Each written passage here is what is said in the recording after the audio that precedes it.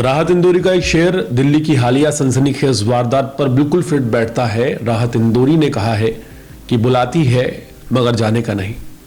मतलब यहाँ किसी व्यक्ति विशेष से नहीं, ना ही उस लड़की को हम टारगेट कर रहे हैं जिसके कारण मामला गरमाया, और इतना गरमाया कि 23 साल के एक युवक का कत्ल हो गया। 18 से 20 साल के 5 लड़के जेल चले गए। उनकी जिंदगियां शुरू होने से पहले ही बर्बाद हो गई। दिल्ली में एक सनसनीखेज वारदात हुई। 23 साल के युवक को 5 लड़कों ने मिलकर इतनी बेरहमी से मारा कि उसकी जान चली गई। एक लड़की के गर्लफ्रेंड थी और दूसरी को शक था। एक लड़के के 5 दोस्त थे। हवाबाजी बनाने के चक्कर में ये कदम उठाया गया। लेकिन अब आगे क्या होगा? अब चाहे वो लड़की हो या लड़का, जब जवानी की दहलीज पर पैर फिसलने लगे तो राहत इंदौरी का ये शेर जरूर याद रखिएगा, बुलाती है मगर जाने का नहीं। हवाबाजी, इश्कबाजी, दिखावा कभी कभी ठीक है, पर कई बार ये बर्बादी का कारण बन जाते हैं। दिल्ली के गोविंदपुरी इलाके से एक ऐसा खौफनाक मामला सामने आया जिसने एक बार फिर दिखा दिया कि ईगो, जलन और एक तरफा प्यार किस हद तक इंसान को अंधे कदम उठाने पर मजबूर कर देता है। 23 साल के रोशन की बेरहमी से हत्या करने वाले 5 लड़कों को पुलिस ने कुछ ही घंटों में गिरफ्तार कर लिया। हैरानी की बात यह रही कि सभी आरोपी मुश्किल से 18 से 20 साल के हैं और इनमें से किसी का कोई पुराना क्राइम रिकॉर्ड तक नहीं है।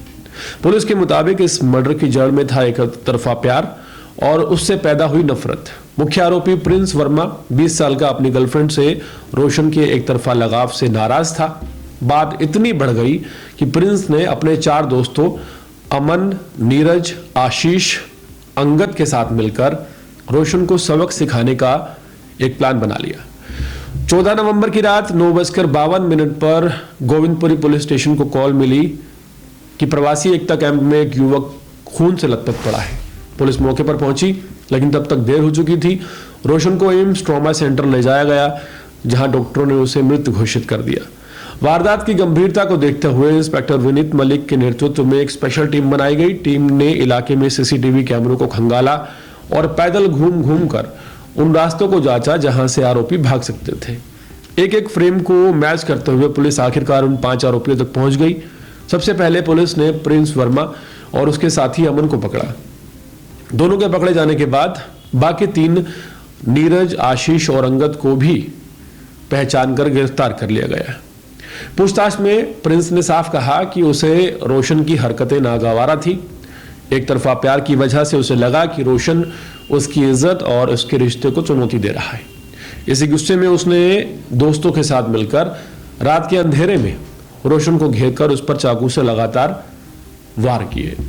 पुलिस ने घटनास्थल से हत्या में इस्तेमाल चाकू, खून से सने कपड़े और वो स्कूटी भी बरामद कर ली है जिससे आरोपी फरार होने की फिराक में थे। 5 आरोपी गोविंदपुरी और नवजीवन कैंप के रहने वाले बताए जा रहे हैं। ये मामला उन युवाओं की मानसिकता पर एक बड़ा सवाल है जो मामूली सी रंजिश को भी जिंदगी और मौत का सवाल बना लेते हैं। रिश्तों में जलन और गलतफहमी ने एक जवान जान ले ली और 5 और लड़कों की जिंदगी जेल की सलाखों में आट की। दिल्ली में बढ़ते इमोशनल क्राइम का ये ताजा उदाहरण साफ बताता है कि गुस्सा, अहंकार और नादानी का संगम कितना ज्यादा खतरनाक हो सकता है।